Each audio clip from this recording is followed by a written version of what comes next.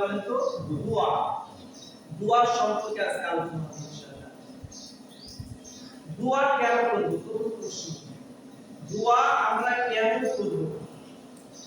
আল্লাহ তাআলা নিজে বলেছেন তোমরা দোয়া করো, সুবহানাল্লাহ। সূরাটির নাম দোয়া করো। সূরা কাফির আয়াত নাম্বার 60 নম্বর আয়াতের মধ্যে আল্লাহ তাআলা وقال ربكم ادعوني أستجب لكم।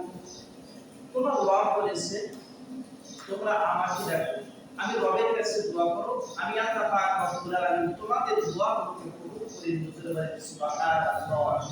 তাহলে বুঝা গেল এক নম্বরে আমরা কেন দোয়া করব? কারণ আমাদের দোয়া করেছে, কে বলেছেন বলেন তো? আল্লাহ আমাদেরকে বলেছে দোয়া করার জন্য, এজন্য আমরা কি দোয়া করব। আর যারা দোয়ার বিরোধিতা করে তাদের ব্যাপারে আল্লাহ পাক রব্বুল আলামিন সূরা গাফিরের 60 নম্বর আয়াতের শেষের অংশে বলছেন ইন্নাল্লাযীনা ইস্তাকবিরুনা আন ইবাদাতি সায়াদখুলুনা জাহান্নামা দাখিরিন। নিশ্চয় যারা আমার ইবাদত থেকে বিমুখ হয়ে থাকে তাদেরকে আমি আল্লাহ পাক রব্বুল আলামিন অপমানিত করব, লাঞ্ছনা করব, অপদস্থ করে জাহান্নামে প্রবেশ করাবো। বলেন নাউযুবিল্লাহ।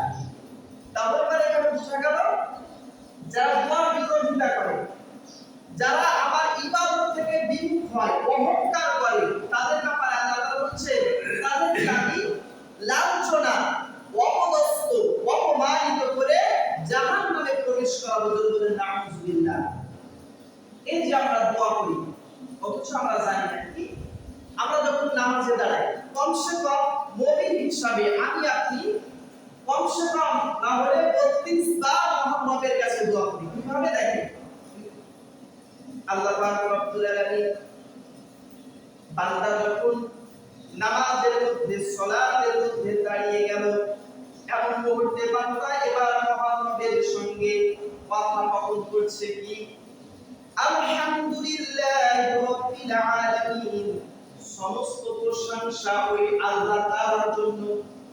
যখন বান্দা এই কথা বলে দিল সব প্রশংসা আল্লাহর জন্য, রব্বে কারীম তখন তিনি উত্তর দিয়ে বললেন হামিদানি আবদি, আমার বান্দা আমার প্রশংসা করেছে। বলেন সুবহানাল্লাহ। আর রহমানির রহিম, পরম করুণাময় অসীম দয়ালু, মালিক ইয়াউমিদ্দিন, বিচার দিনের মালিক, ইয়াকা না'বুদু ওয়া ইয়াকা নাস্তাঈন। আল্লাহ একমাত্র তোমার ইবাদত করি এবং তোমার কাছে সাহায্য প্রার্থনা করি। বলেন সুবহানাল্লাহ। ইহদিনাস সিরাতাল মুস্তাকিম, আল্লাহ তুমি আমাদেরকে সহজ সোজা পথ দেখাও। সিরাতাল লাযীনা আন'আমতা আলাইহিম, বান্দা যখন এইভাবে নিবেদন করে আল্লাহ তুমি তাদের পথে আমাদেরকে পরিচালিত করো যাদেরকে তুমি নিয়ামত দান করেছো, যাদের উপর তুমি অনুগ্রহ দান করেছো। চার প্রকার ব্যক্তির উপর আল্লাহ তাআলা সন্তুষ্ট লাভ করেছেন, চার প্রকার ব্যক্তির উপর অনুগ্রহ করেছেন। আল্লাহ তাআলা নিজে বলছেন উলাইকাল্লাযীনা আন'আমা আল্লাহু মিনান নাবিয়্যিনা ওয়াস-সিদ্দীকিনা ওয়াশ-শুহাদা'i ওয়াস-সালিহিন। এক নম্বরে নবীদের, মিনান নাবিয়্যিন নবীদের উপর, ওয়াস-সিদ্দীকিন যারা সত্যবাদী, ওয়াশ-শুহাদা এবং শহীদদের উপর, ওয়াস-সালিহিন এবং আমার নেক বান্দাদের উপর আমি সন্তুষ্টি অর্জন করেছি। বলেন সুবহানাল্লাহ। মাগদুবি আলাইহিম ওয়ালাদ-দাল্লিন, তাদের পথে নয় যারা তুমি তাদের অভিশপ্ত করেছো, ইহুদি খ্রিস্টান যাদেরকে তুমি অভিশপ্ত পথভ্রষ্ট করেছো, এই বান্দাদের সঙ্গে আমাদের কোনো সম্পর্ক নাই। বলেন সুবহানাল্লাহ। এরপরে আমরা বললাম আমিন, আল্লাহ তুমি দোয়াটা কবুল করে নাও। বলেন সুবহানাল্লাহ। কি সুন্দর আমরা দোয়া করি অথচ আমরা নিজেরাই জানি না কি করেছিলাম। কি বলেন, কত সুন্দর করে আমরা আল্লাহ তাআলার সঙ্গে কথোপকথন করছি সূরা ফাতিহার মধ্যে। কমসে কম একজন মুমিন যদিও তিনি শুধু ফরজ নামাজ আদায় করে তাহলে বলে কমসে কম না হলে 32 বার তারা কি মহান রবের সঙ্গে শুধু দোয়া করে। বলেন সুবহানাল্লাহ।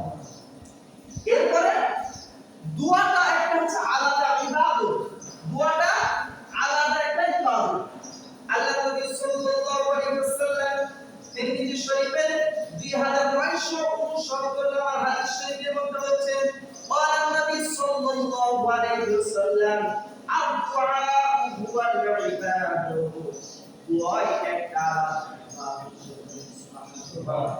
দোয়াটাই হচ্ছে আলাদাইতে ইবাদত সুবহানাল্লাহ।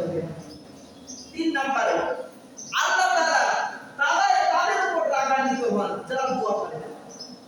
قال النبي صلى الله عليه وسلم من لم يسأل الله يغضب عليه।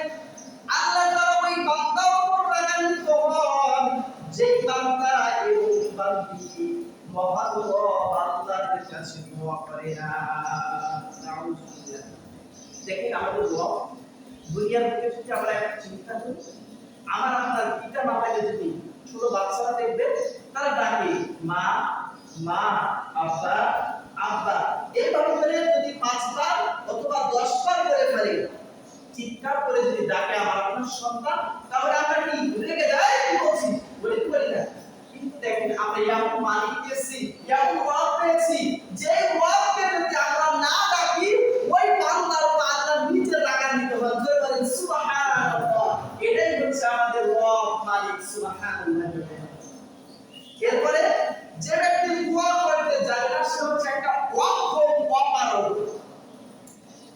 قال النبي صلى الله عليه وسلم أعجز الناس من عجز عن الدعاء। সবচেয়ে অক্ষম ওই ব্যক্তি যে দোয়া করে না। ওয়া আবখালুন নাস মান বাখিলা বিসসালাম। এবং সবচেয়ে কৃপণ ওই ব্যক্তি যে সালাম দিতে কৃপণতা করে। তাহলে বলে এখানে দুইটা কথা বলা হয়েছে। সবচাইতে অপারগ ওই ব্যক্তি যে ব্যক্তি দোয়া করতে অপারগতা করে, এবং সবচাইতে কৃপণ ওই ব্যক্তি যে ব্যক্তি মানুষকে সালাম দিতে কৃপণতা করে। জোরে বলেন আল্লাহু আকবার। এবং 5 নম্বরে কোন ব্যক্তি যদি পেরেশানি থাকে, ঋণ থাকে, দেখেন এই হাদিসটি এসেছে আবু দাউদ শরীফে 1555 নম্বর হাদিস থেকে নোট করেছি, আপনারা শুনুন। আল্লাহর নবীর একজন বিশিষ্ট সাহাবী, ভালো করে আমার দিকে লক্ষ্য করেন। আল্লাহর নবীর একজন বিশিষ্ট সাহাবী হযরত আবু উমামা রাদিয়াল্লাহু তাআলা আনহু নামাজের সময় বাদ দিয়ে পুরো এক মুহূর্তে মসজিদে এসে বসে আছে।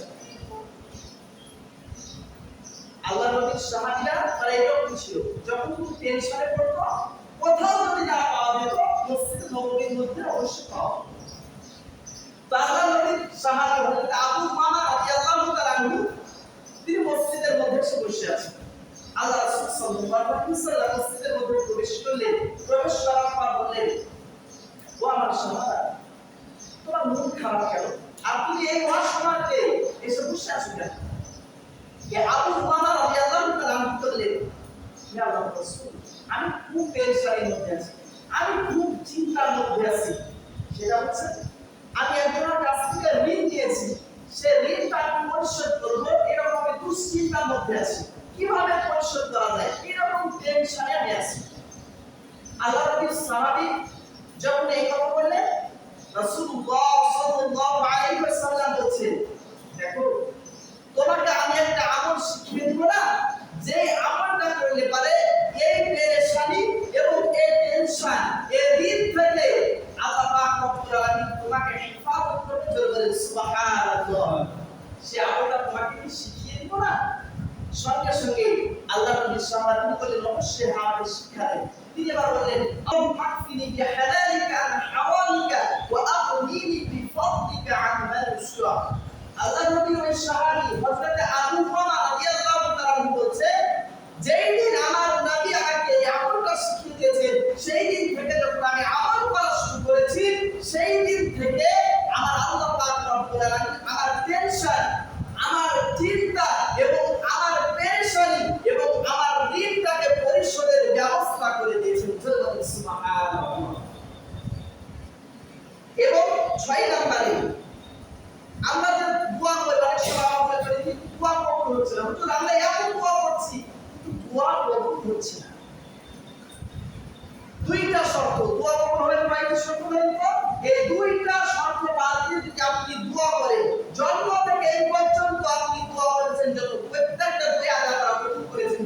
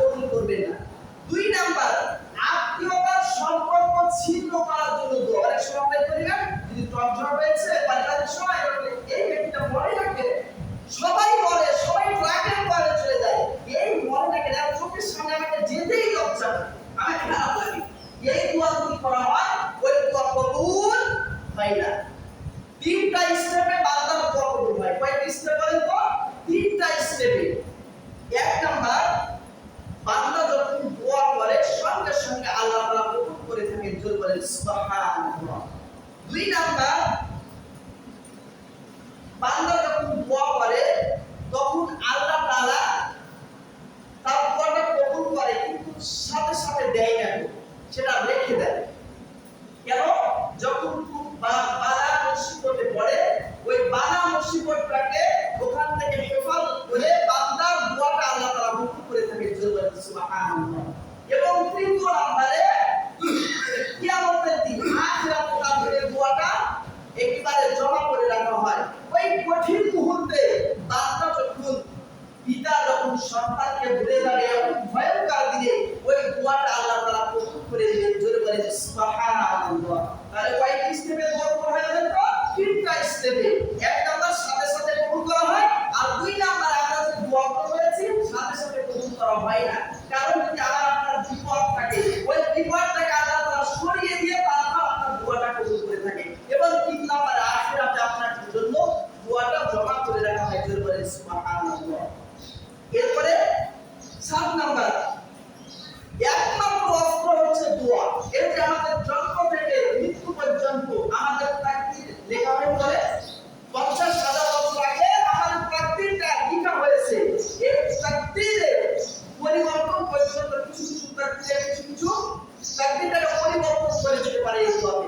আর তাকদীরু লা ইয়ারুদ্দু ইল্লা বিদুআ। দোয়া একমাত্র তাকদীর পর্যন্ত পরিবর্তন করে দিতে পারে। জোরে বলেন সুবহানাল্লাহ। এই ভাগ্য আবার দুই প্রকার। কয় প্রকার বলেন তো? দুই প্রকার হচ্ছে ভাগ্য। এক নাম্বার হচ্ছে মুবরাম, যেটা হচ্ছে জন্ম থেকে হবেই হবে, জন্ম থেকে মৃত্যু পর্যন্ত যেটা হবে। আর একটা হচ্ছে মুআল্লাক, এটা হচ্ছে আমাদের মাথার উপর ঝুলন্ত থাকে। যখনই বান্দা দোয়া করে সঙ্গে সঙ্গে আল্লাহ তাআলা ওই মুআল্লাক অর্থাৎ তার ভাগ্যটাকে পরিবর্তন করে দেয়। জোরে বলেন সুবহানাল্লাহ। 8 নম্বরে, যদি কোনো মুসলিম দোয়া করে, কি করে বলেন তো? দোয়া করে। একজন মুসলিম অপর মুসলিম ভাইয়ের জন্য দোয়া করে। কোন মুসলমান ধরেন আরকান মুসলমান কি খুব মাসরুম হয়ে তারপর অত্যাচার নির্যাতন চালাচ্ছে, আপনি এই জায়গা থেকে যদি দোয়া করেন তাহলে কি হবে? আল্লাহ নবী সাল্লাল্লাহু আলাইহি ওয়াসাল্লাম বলেছেন, যখন কোন বান্দা তার ভাইয়ের জন্য দোয়া করে, আল্লাহ আমার ভাইটাকে সুস্থতা কামিলা আযরা দান করে দাও, আল্লাহ আমার ভাইটার মঙ্গল কামনা করে দাও, তখন সঙ্গে সঙ্গে মালায়েকা ফেরেশতা আপনার কাঁধে এখানে থাকে, সঙ্গে সঙ্গে ফেরেশতা বলে আমিন। জোরে বলেন সুবহানাল্লাহ। আল্লাহ দোয়াটা কবুল করে। এমন কি এই যে আপনি যে দোয়াটা আপনার ভাইয়ের জন্য করলেন, এই দোয়াটাই অনুরূপ ভাবে আপনার জন্য করা হয়। জোরে বলেন সুবহানাল্লাহ। এবং 9 নাম্বার, দেখেন আল্লাহ নবী সহধর্মিণী আমাদের আয়েশা সিদ্দিকা রাদিয়াল্লাহু তাআলা আনহা, তিনি একবার বিশ্বনবীকে বললেন, আপনি আমার জন্য দোয়া করেন। আল্লাহ রাসূল সাল্লাল্লাহু আলাইহি ওয়াসাল্লাম এবার দোয়া করলেন, আল্লাহুম্মা গফির লি আয়েশা মা তাকাদ্দামা মিন যামবি ওয়া মা তুআখির। আল্লাহ, হে আল্লাহ, তুমি আমার আয়েশার সমস্ত গুনাহগুলো, আগের এবং পরের সমস্ত গুনাহগুলোকে তুমি maaf করে দাও। জোরে বলেন সুবহানাল্লাহ। এখান থেকে প্রমাণ হয় স্বামী স্ত্রীর জন্য দোয়া করতে পারে। মজার একটা হাদিস শুনে, যখন এই দোয়াটা করলো সঙ্গে সঙ্গে আমাদের আয়েশা সিদ্দিকা রাদিয়াল্লাহু তাআলা এমন হাসতে লাগলেন, খুশিতে হাসতে হাসতে হাসতে হাসতে হাদিস শরীফের মধ্যে দেখলাম আল্লাহ নবীর কোলে পর্যন্ত ঢলে পড়েছে। চিৎকার দেন আল্লাহু আকবার। আল্লাহ রাসূল সাল্লাল্লাহু আলাইহি ওয়াসাল্লাম বলেন, আয়েশা, এই দোয়া করতে তুমি খুশি? আমাদের আয়েশা সিদ্দিকা রাদিয়াল্লাহু তাআলা বলেন, অবশ্যই আমি তো খুশি, কে না খুশি হবে। তিনি বললেন, দেখো আয়েশা, আমি যখন প্রতি 5 ওয়াক্ত সালাত আদায় করি, তোমার জন্য এইভাবে আমি দোয়া করি, আবার এইভাবে আমার উম্মতের জন্য দোয়া করি। জোরে বলেন সুবহানাল্লাহ। দেখেন আমার আপনার নবী আমার আপনার জন্য দোয়া করে দিয়েছে। আমরা তখন আসে না 1000 বছর আগে আমার আপনার নবী আমার আপনার জন্য প্রতি 5 ওয়াক্ত সালাতের পরে আয়েশার জন্য এবং আমার উম্মতের জন্য দোয়া করেছেন। জোরে বলেন সুবহানাল্লাহ। শব্দের আবিধানিক অর্থ কি?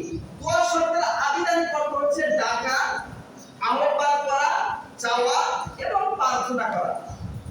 পারিভাষিক সংজ্ঞা প্রদান করতে গিয়ে আল্লামা আবিদুল ইহসান রাহিমাহুল্লাহ তিনি বর্ণনা করেছেন, ইসলামী শরীয়তের পরিভাষায় দোয়া বলা হয়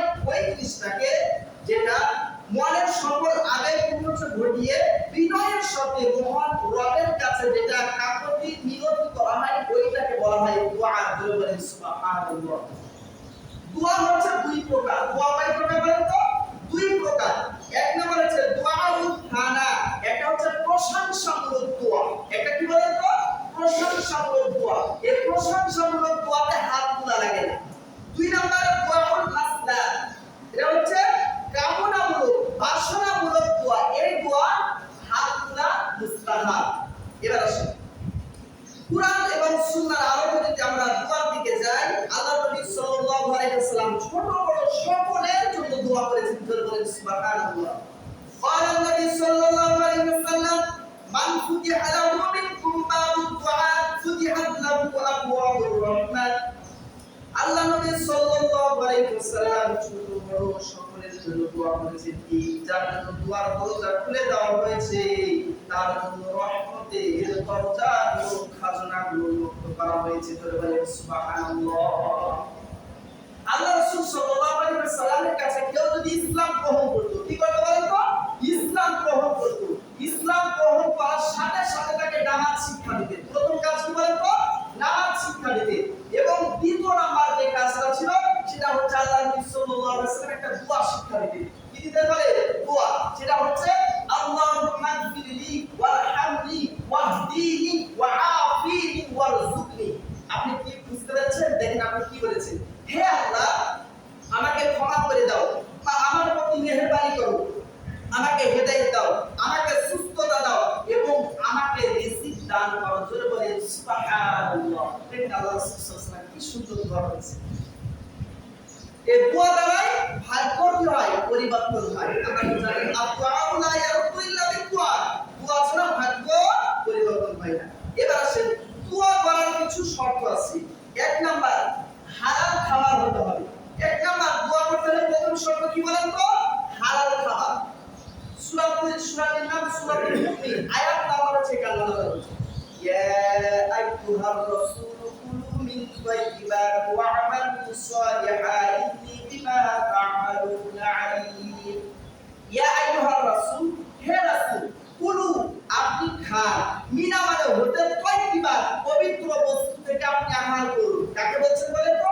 আমার আপনার নবীকে, যার আগের গুনাহ মাফ পরের গুনাহ মাফ, সেই নবীকে আল্লাহ তাআলা ডাকতে বলছে ইয়া আইয়ুহার রাসূল, হে রাসূল, কুলু মিন তাইয়্যিবাত আপনি পবিত্র বস্তু থেকে আহার করুন। এরপর ওয়া'মালু সালিহান, এরপর নেক আমল করুন। ইন্নী নিশ্চয় বিমা ওই বিষয়ে তা'মালুনা আলীম, তুমি যা কিছু করো ওই বিষয়ে আমার জ্ঞান, আমার অভিজ্ঞতা আমার কাছে আছে। জোরে বলেন সুবহানাল্লাহ।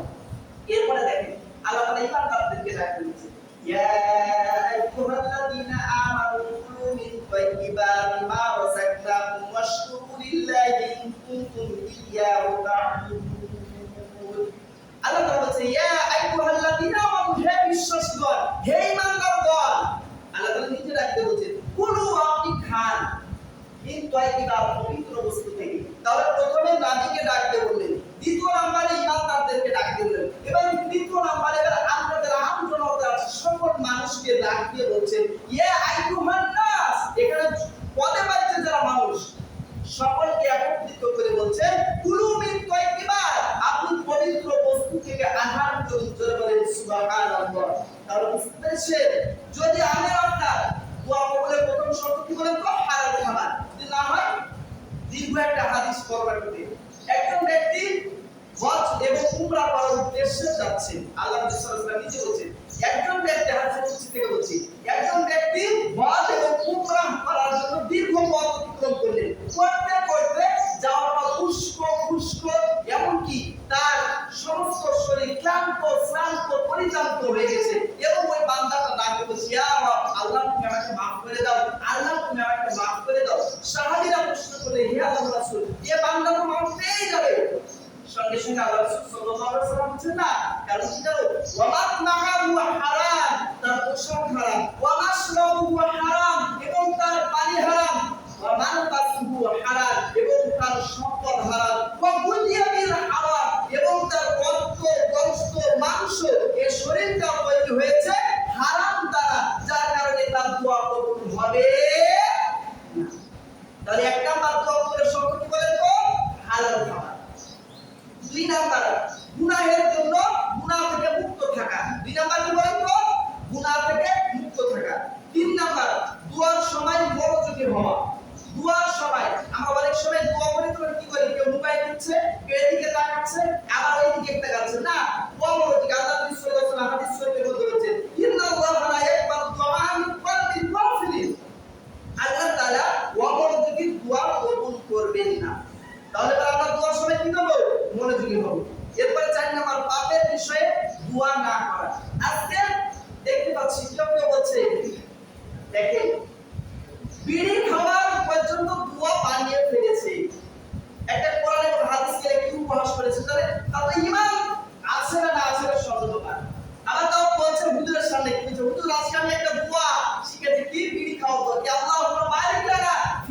দিবেন না। জোরে বলেন নাউযুবিল্লাহ।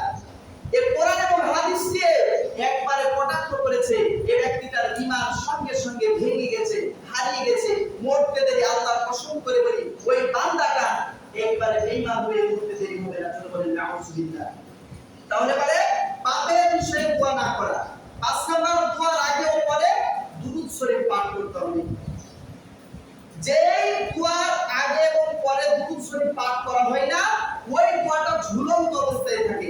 যখনই দুরূদ শরীফ পাঠ করা হয় সঙ্গে সঙ্গে ওই দোয়াটা কবুল করা হয়। সুবহানাল্লাহ। এবং ৬ নাম্বার, দৃঢ়ভাবে দোয়া করা, কবুলের আশা রাখা। হতাশ হওয়া যাবে না যে আমার দোয়া, আমি গুনাহগার, আমার কবুল হবে না, এরকম হতাশ হওয়া যাবে না। আপনাকে দৃঢ় বিশ্বাস নিয়ে দোয়া করতে হবে। আল্লাহ নবী সাল্লাল্লাহু আলাইহি ওয়াসাল্লাম হাদিস শরীফে বলেছেন, উদউল্লাহ ওয়া আনতুম মুকিনুনা বিল ইজাবা। তোমরা আল্লাহর নিকটে কবুলের ব্যাপারে দৃঢ় বিশ্বাস হয়ে তোমরা দোয়া করো। বলেন সুবহানাল্লাহ। এবং ৭ নম্বরে, বিনয় ও নম্র এবং ভয়ের সাথে দোয়া করতে হবে। অন্তরের মধ্যে বিনয় নিয়ে, একেবারে ভয় নিয়ে। আল্লাহ তাআলা নিজের শব্দ উদউ রাব্বাকুম তাদাররুআন ওয়া খীফা। তোমরা তোমাদের রবকে ভয় করে এবং বিনয়ের সাথে ডাকো। বলেন সুবহানাল্লাহ। পবিত্র থাকতে হবে। কি করতে হবে? পবিত্র অবস্থায় দোয়া করতে হবে।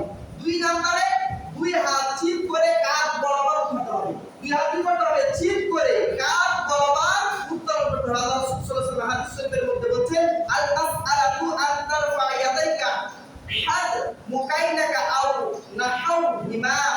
দুয়ার আদব হাত তুলা কাঁধ বরাবর পর্যন্ত উঠানো, এটা হচ্ছে দুয়ার একটা আদব। এবং ৩ নম্বরে, হাতের তালু দ্বারা চাওয়া। হাতের কি? তালু দ্বারা আল্লাহর কাছে চাইতে হবে। ৪ নম্বর, দোয়ার শুরুতে এবং শেষে হাম এবং দুরূদ শরীফ থাকতে হবে। আল্লাহর প্রশংসা এবং দুরূদ শরীফ থাকতে হবে। এবং ৫ নম্বর, দোয়া কবুলের ব্যাপারে তাড়াহুড়া করা যাবে না। তাড়াহুড়া কি করা যাবে না। এবং ৬ নম্বরে, মৃদু আওয়াজে, একেবারে নিম্ন স্বরে মৃদু আওয়াজে ভয়ের সাথে দোয়া করতে হবে। ৭ নম্বর, কিবলামুখী হয়ে দোয়া করা। এবং ৮ নাম্বার, নিজের জন্য দোয়া আরম্ভ করা। এবং ৯ নাম্বার, দোয়ার শেষে আমাদের চেহারাটা মাসাহ করা। এগুলো হচ্ছে দোয়ার আদব। এবং আসে হাদিস থেকে আমি বলতে পেরেছি যে সময়গুলোতে আল্লাহ তাআলার কাছে দোয়া করতে দেরি, সঙ্গে সঙ্গে দোয়া কবুল করতে দেরি করে না। জোরে বলেন সুবহানাল্লাহ। ১ নাম্বার, সাহারির সময় দোয়া করতে দেরি, আল্লাহ তাআলা দোয়া কবুল করতে দেরি করেন না। জোরে বলেন সুবহানাল্লাহ। অথচ আমরা কি করি? সাহারি দেখা যায় আমরা ১০ মিনিটের ওই সময় উঠি, কিন্তু এটা না। আপনাকে তার আরো ১ ঘন্টা আগে উঠবেন। উঠার সময় যেহেতু ওই সময় দোয়া কবুলের সময়, এজন্য আপনি আরো ১ ঘন্টা আগে উঠে আল্লাহর সঙ্গে নিবেদন করেন, আল্লাহ তাআলা আপনার দোয়াটা কবুল করবেন। ২ নম্বরে, ইফতারের সময়। ২ নম্বরে কি বলেন তো? ইফতারের সময় হচ্ছে দোয়া কবুলের সময়। অথচ আমরা কি করি? ইফতারের আইটেম নিয়ে আমরা ব্যস্ত থাকি। অথচ এই সময় আল্লাহ নবী সাল্লাল্লাহু আলাইহি ওয়াসাল্লাম বলেছেন এই সময় দোয়া কবুল হয়। মা বোনের অনেক সময় কি এই ইফতার দোয়া সুন্দরভাবে পরিবেশন করতে করতে সময় চলে যায়, বুঝতেই পারে না। এজন্য দোয়া কবুলের ২ নম্বর শর্ত হচ্ছে, ২ নম্বর সময় হচ্ছে ইফতারের সময়। ৩ নম্বরে, সফরের সময়। সফরে যদি কোনো বান্দা থাকে তাহলে পারে ওই সময় দোয়া কবুল হয়। হাদিস শরীফ থেকে বলছি, ক্বালা নবী সাল্লাল্লাহু আলাইহি ওয়াসাল্লাম, থালাতাতু দাওয়াতিন মুস্তাজাবাতুন দাওয়াতুল মাজলুম ওয়া দাওয়াতুল মুসাফির ওয়া দাওয়াতুল ওয়ালিদি ওয়া ওয়ালিদিহি। ৩ ব্যক্তির দোয়া আল্লাহ তাআলা কখনো ফেরত দেন না। কয় ব্যক্তি বলেন তো? জোরে বলে ৩ ব্যক্তির দোয়া। ১ নাম্বার, দাওয়াতুল মাজলুম। যে ব্যক্তি মাজলুম, যাকে অত্যাচার করা হচ্ছে, ওটা হচ্ছে মাজলুম। আর যে অত্যাচার করছে তাকে বলা হয় জালিম। যে অত্যাচার করছে তাকে কি বলা হয়? জালিম। আর যে অত্যাচার সহ্য করছে তাকে কি বলা হয়? মাজলুম। এই মাজলুম দোয়া করতে দেরি, মহান আল্লাহ তাআলা কবুল করতে দেরি করেন না। ২ নম্বরে, ওয়াদাউল মুসাফির। এবং যেই মুসাফির পথ অতিক্রম করছে, এই মুসাফিরের দোয়া আল্লাহ তাআলা কখনো ফেরত দেন না। এবং ওয়াদাউল ওয়ালিদি ওয়া ওয়ালিদিহি। পিতা মাতার দোয়া আল্লাহ তাআলা কখনো ফেরত দেন না। জোরে বলেন সুবহানাল্লাহ। এজন্য আপনারা দেখবেন কাবার একজন ইমাম আছে, কাবার একজন একেবারে কালো দেখবে একটা ইমাম আছে। ওই ইমাম তিনি বলেছেন, আমার মা বাবার দোয়ার কারণে আমি আজকে কাবার ইমাম হয়েছি, জোরে বলেন সুবহানাল্লাহ। অনেক সময় আমরা বলি না, সন্তান পর রাগ করে বলে সবাই মরে যাচ্ছে, কি মরতে পারছিস না, রাগান্বিত হয়ে আপনি যখন এই কথা বললেন সঙ্গে সঙ্গে ফেরেশতা বলে আমিন, আপনার দোয়াটা কবুল করে নিন। এজন্য আমরা যারা গার্ডিয়ান আছে, যারা পিতামাতা আছে, অভিভাবক আছে, কখনো আপনার পিতা আপনার সন্তানকে আপনি বকবক করবেন না, আপনার সন্তানকে কখনো অভিশাপ করবেন না, কারণ পিতামাতার মুখ দিয়ে যেই কথাটা বের হবে ফেরেশতা সঙ্গে সঙ্গে লিখে নেবেন, আমিন বলে লিখে নেবেন। এজন্য ওই কাবার ইমাম তিনি নিজে বলেছেন, আমার মা যখনই আমি খুবই খুব মানে ছিলাম, রাগান্বিত ছিলাম, আমি যে কোনো কাজ করতাম তখন আমার মা সহ্য করতে পারতো না, তখন পরে রাগ করে বলতো আল্লাহ তোমার হেদায়েত দান করুন এবং কাবার একজন ইমাম খতিব বানিয়ে দিন। আল্লাহ ওই ব্যক্তি বলছে, আল্লাহ বান্দা বলছে আমার মা বাবার দোয়ার এটা হচ্ছে ফসল, জোরে বলে সুবহানাল্লাহ। এবং 4 নম্বরে বৃষ্টির সময় দোয়া কবুল হয়। কিসের সময় বলে? বৃষ্টির সময়। অথচ বৃষ্টির সময় কি করি? গান শুরু করে দিই, মনের আনন্দে সেই গান শুরু করে দিই। অথচ বৃষ্টির সময় আপনি দোয়া করবেন, দোয়াটা আল্লাহ তাআলা কবুল করে নেবেন। এবং 6 নম্বর অসুস্থ অবস্থায়, কিসে বলেন তো? আপনি অসুস্থ আছেন, এই অবস্থায় যদি আল্লাহ তাআলার কাছে দোয়া করে, আল্লাহ তাআলা অসুস্থ অবস্থায় দোয়াটা কবুল করে নেবেন। এবং 6 নম্বর শেষ রাতে অর্থাৎ তৃতীয় অংশে আল্লাহ তাআলা দেখেন দুনিয়ার বুকে যখন মসজিদের মধ্যে আযান হয়, এই মসজিদে আহ্বানকারী একজন থাকে, তাকে বলা হয় মুয়াজ্জিন। তাকে কি বলা হয় বলেন তো? মুয়াজ্জিন। কিন্তু তাহাজ্জুদ নামাজের জন্য একজন মুয়াজ্জিন, তিনি হচ্ছেন আমার রব, জোরে বলেন সুবহানাল্লাহ। প্রথম আসমানে আসে, আসার পর থেকে বলতে থাকে, ও আমার আদরের বান্দারা, তোমাদের কার কি চাওয়া আছে? কে অসুস্থ আছো, কে ঋণগ্রস্ত আছো, কার কি চাওয়া তুমি আমার কাছে বলো, আমি আল্লাহ তাআলা, তুমি খালি বলতে দেরি, আমি আল্লাহ তাআলা কবুল করতে দেরি করব না, জোরে বলেন সুবহানাল্লাহ। এবং 7 নাম্বার আযান ও ইকামতের মধ্যবর্তী সময়ে দোয়া কবুল হয়। আল্লাহ নবী সাল্লাল্লাহু আলাইহি ওয়াসাল্লাম হাদিসে বলেছেন, আদউউ লা ইয়ারুদ্দু বাইনাল আযান ওয়াল ইকামাত। আযান এবং ইকামতের মধ্যবর্তী সময় যতটুকু থাকে, আযান থেকে শুরু করে নিয়ে ইকামত অর্থাৎ জামাত চলাকালীন সময়, ওই সময় পর্যন্ত দোয়া কবুল হয়। অথচ আমাদের মুসলিমদের মধ্যে দেখবেন আযান দেওয়ার পর আসার পরে দেখো গল্প শুরু করে দেবে।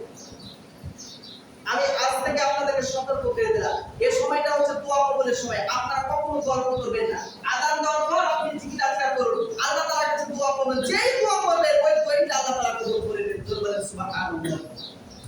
এবং আর জুমার দিনে, কিসের দিনে বলে? এই যে আজকে জুমার দিনে আল্লাহ তাআলা দোয়া কবুল করে থাকেন, এজন্য আমরা জুমার দিনে দোয়া করব। এবং 9 নাম্বার ফরজ নামাজের পর দোয়া কবুলের সময়। এবং 10 নাম্বার রমজান মাসে দোয়া কবুল হয়। 11 নাম্বার ফরজ ও নফল রোজা অবস্থাতে বান্দা যখন রবের কাছে দোয়া করে, আল্লাহ তাআলা ওই দোয়াটা কবুল করে থাকেন, জোরে বলেন সুবহানাল্লাহ।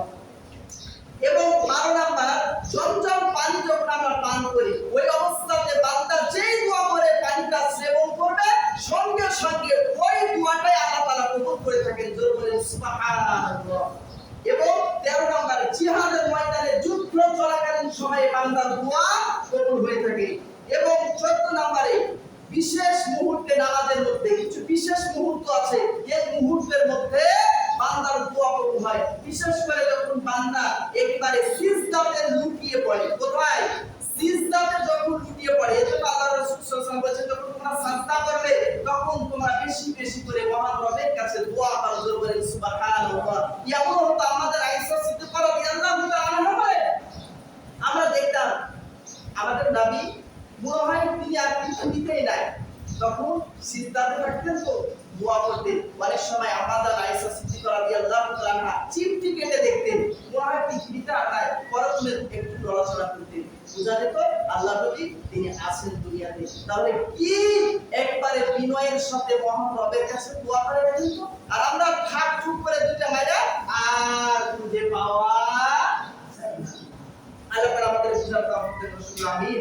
এবং 16 নম্বরে নামাজের শেষে তাশাহুদ পড়ার পর দুরূদে ইব্রাহিম পড়ার পর, অর্থাৎ কয় মাস সময় এটা কিন্তু একটা দোয়া, কয় মাস আমরা পড়ি না, এই সময় কিন্তু দোয়া কবুল হয়। আর এটা হচ্ছে দোয়া যে আল্লাহুম্মা ইন্নী যালিমুন ফিল যুলমাতি কাসীরা ওয়া লা ইয়াগফিরুয যুনুবা ইল্লা আনতা ফাগফিরলি মাগফিরাতাম মিন ইনদিকা ওয়ারহামনি ইন্নাকা আনতাল গফুরুর রাহিম। এই যে একটা দোয়া বললাম, অথচ আমরা অর্থ না জানার কারণে এটি জানি না। এবং সর্বশেষ 17 নাম্বার হচ্ছে দোয়ায়ে কুনুত। এই সময়ে দোয়া করতে হয়। এই দোয়া কুনুত যেটা বলি না, এটাও কিন্তু একটা দোয়া। এটা কি বলে? দোয়া। এটা অর্থ যদি আপনি বুঝতে পারেন তাহলে বুঝতে পারবেন এটা কি দোয়া। এবং 18 নম্বর 5 ওয়াক্তের ফরজ নামাজের পর 5 ওয়াক্তের ফরজ নামাজের পর এই সময় কিন্তু দোয়া কবুল হয়ে থাকে। এজন্য আমরা এই সময়গুলোতে আমরা কখনো মিস করব না। আল্লাহ তাআলা আমাদের বুঝার এবং আমল করার তৌফিক দান করুন। সকলে বলছি আল্লাহুম্মা আমিন।